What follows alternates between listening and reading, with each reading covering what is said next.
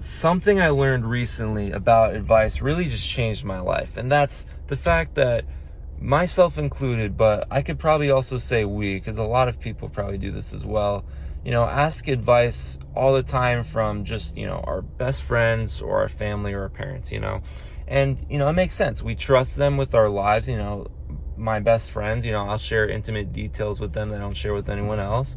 Same with my parents. There might be, intimate details that we know about each other. But at the end of the day, that doesn't mean that we should take all their advice, especially when it comes to specific things or specific goals that we want to reach, right? Like, let's say I want to ask my best friend advice on how to get girls or how to be in a stable relationship. That's probably a better thing to say. How to be in a stable relationship, or how to even date a girl to marry. But my best friend just bounces from girl to girl and hasn't been in a solid actual relationship.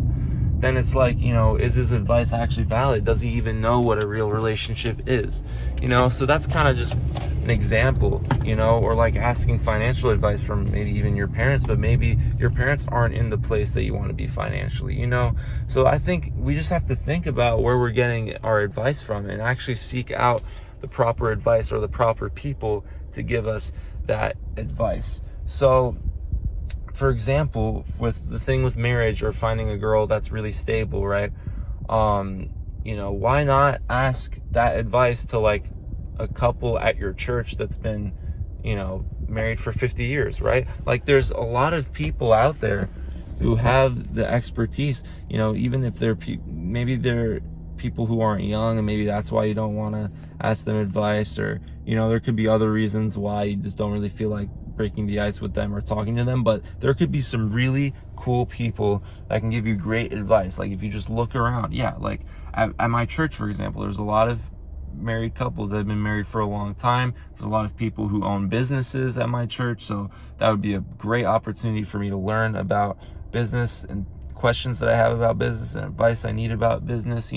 Seeking out wise counsel really is just a great thing. So yeah, I would really just suggest that you would start getting advice from the right people and not just asking your best friends or your family for advice just because they're your best friends or family.